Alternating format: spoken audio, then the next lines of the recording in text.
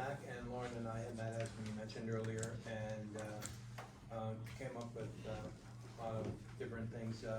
We met with Adams Outdoor this morning, and thanks to Bill and thanks Larry for, the heads up on Adams Outdoor. And we had a good talk with Lois, and she was very helpful. And so they are eager to help us out with getting the word out that Delaware Water Gap is open, and please come and visit. And so next step is Lauren and Zach and I will sit down and kind of get some ideas on template. We have already some ideas, and Lauren's already developed one that looks pretty catchy. And so we'll kind of work that up with ideas for images and logos. And Adams Outdoor itself actually has a design department as well, which we were told by Lois this is a good time of year where they have more time than they would have, say, April, May.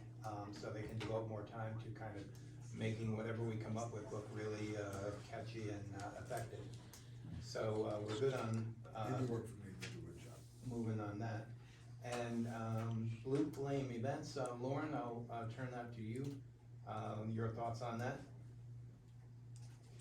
Yeah, so at the special meeting, you guys had approved that we could do some events down in the William Buzzard Park.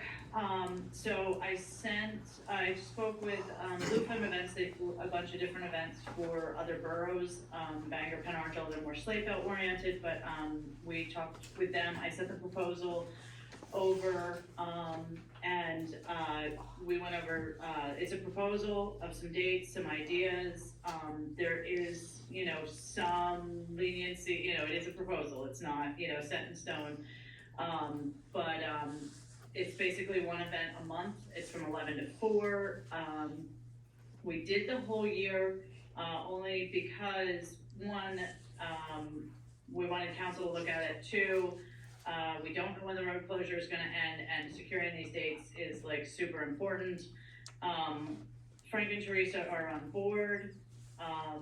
The events coordinate, the company handles everything, so all of the stipulations that we need to meet as far as garbage and those different things would all be met by this company.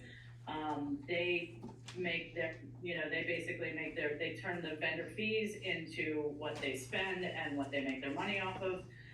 So obviously, there would be no money necessarily put out for the event. We might have to, as collectively as the businesses, we've been talking about like how we can maybe incorporate some music and how we would pay for that, and just a couple of little extra things. We would need permission from the Bridge Commission, so that's why I sent over all the dates. We can, look at that whole year, because essentially it's basically this whole year. The other thing I have on here, because it came up, we didn't have a tree lighting last year in town, because it just wasn't done. They would do a tree lighting, which would be a great community event. Frank and Teresa were also on board for that. And it would be bigger and, just a great event for the community, nothing to do with, the businesses per se. Also, these events are a great opportunity for some other things like the fire department doing their coin toss at the lights. The Duto having different things. Having these dates in place will give everybody else also ample opportunity to, use these events to also fundraise in different things throughout town. Cemetery Association could do some things, if everybody gets involved, because we have so many dates planned out so far in advance. It's just a great thing for the community, and also it will help the businesses because of the road closure. There's some other stuff in the report too that is non-council related. There's some business